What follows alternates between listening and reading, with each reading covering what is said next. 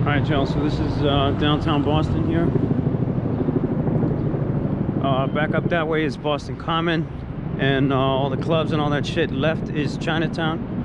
I'm on top of this thing. I used to go to this restaurant that just closed down after the club let out. And this place would be just packed, man. Till 4:30 a.m. Serving fucking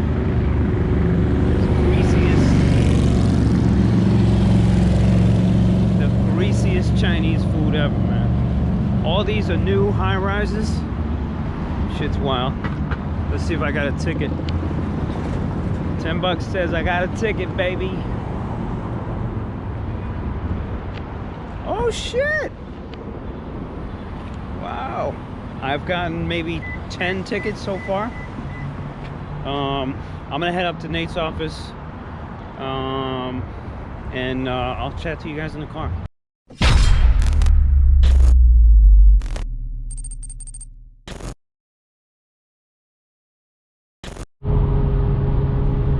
Alright, so we on the road here. We're headed to New Hampshire, 93 north. Anyways, April.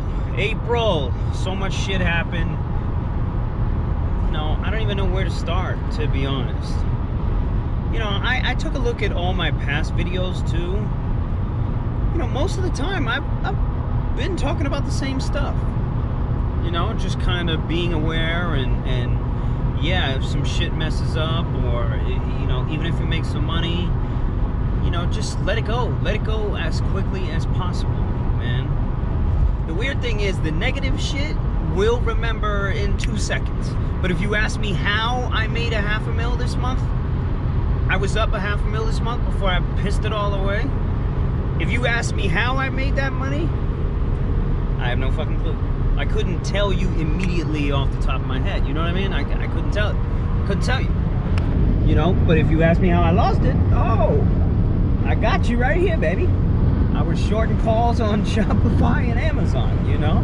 I lost $450 one day. The next day I lost another 100. The day after that I lost another 100. And then you could feel, like, my emotions. You could feel it. You know, I could feel it in my body too. Something was wrong. And boom, was able to step away, make the shit back, and ended up at break even. And then, you know, I look back at it all. I look back at the fact that oil collapsed to freaking less than, you know, it went negative. After the fact I was in a short, got shaken out of that shit too. I look at the fact that, you know, Musk lost it on Twitter, you know, the other day. And I hate to use the word lost it, but, you know, stock dropped like crazy. Now all of a sudden it's back up. You know, it covered back all that shit. It's back at 760 or something like that now, before he started tweeting all nonsense. You know what I'm saying? So even the market forgets, man. Even the fucking market forgets, man. It's like it never happened. It's like this shit never happened, man. But life happens while you're going through all this ups and downs. You have to choose what to be attached to. You know what I'm saying? And whatever you choose to be attached to, you better make it a good motherfucking choice, man. You know what I mean? Whatever the one thing is that you decide to be attached to, whether it's your job, family, this, that, whatever, you better make sure that shit is worth it, man. Because the rest of it, who fucking cares, man? Who fucking cares?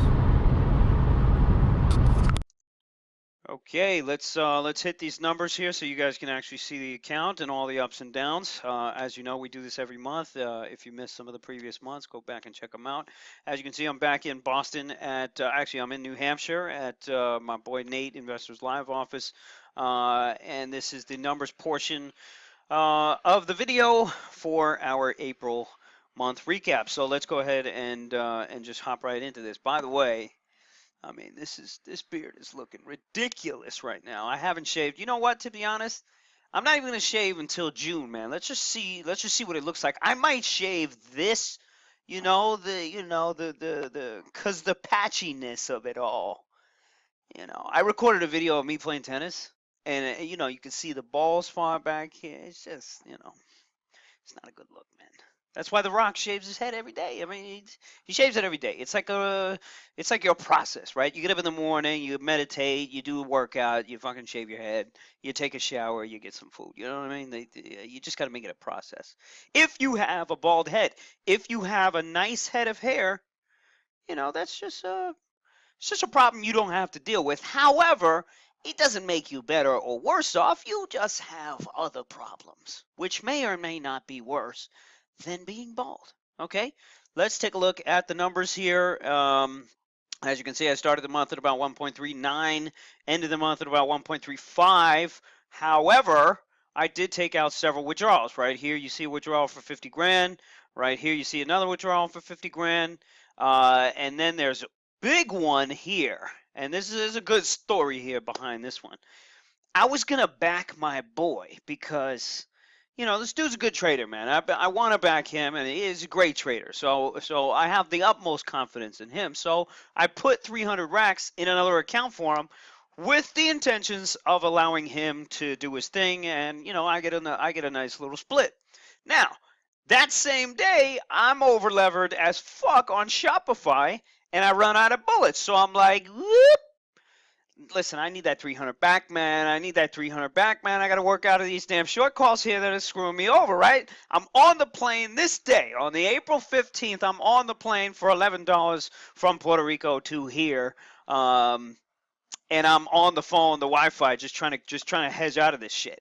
Was able to do it. That day, I was able to hedge out of it completely, and then dun dun dun, lost 400 and change, on that shot. But you can see the beginning of the month was looking good. Was looking good, up almost a half a mil, and then splat, lost it, and then kind of went on a tailspin. I went on a little spiral. My head was all over the place. I'm trading for my damn laptop at a bullshit Airbnb that was cold as fuck.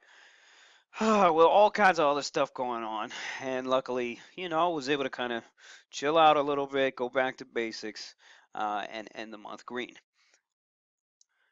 Some key takeaways from this for y'all is that, and again, as difficult it is to do, these are just numbers. The more you're able to just look at them and be like, meh, there's nothing I can do. That's what it is. I mean, what I'm doing right now, and I sense myself doing quite aggressively, is I'll do these net worth calculations all the fucking time. So if I go on a $500,000 run, like, I'll sit there and calculate my numbers and be like, maybe I could add this problem into the mix. And that's one thing that I want to stop at some point. At some point, that shit is just no good. Then you lose some money, and then you're doing the same net worth calculations, trying to give yourself, a boost in confidence here just to get back to break even. Like, that shit, it's too much. It's kind of too much for me. I think what this proves, this kind of PnL proves, especially considering that you start here and you end here, less is more when you have a larger account. The best traders out there, the ones that you never hear from, they don't day trade, man. They ain't out there day trading like the rest of us. Fucking degenerates, man. Degenerates. They're not out there day trading, man. They pick an idea, they look at what they need to look at, they hedge themselves out the ass, man, just to make sure they don't fucking die and the account doesn't die.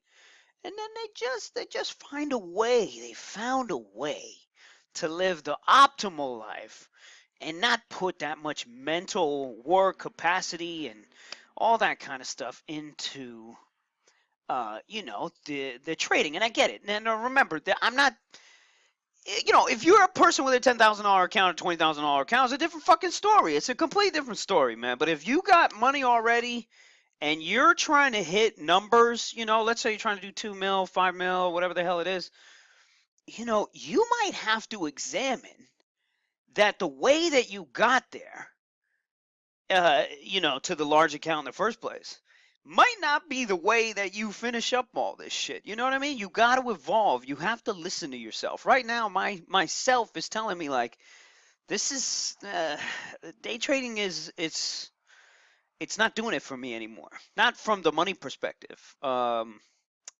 Just from the toll it's taking on me, and from the time and the mental capacity it's taking from me, that I'd rather at this moment in time, because I have this money, I should be devoting towards other projects and other things, and other things that I want to do.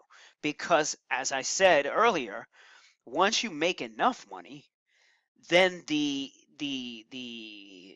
amount of happiness or fulfillment or whatever that you extract from the next chunk of money that you receive slowly becomes less. It might even become exponentially less as you cross through other, some of these other numbers. So the better question is what is a better, use of your time that you're going to extract a lot more happiness from, a lot more purpose, all that kind of other shit. So, anyways, that's the numbers there for April.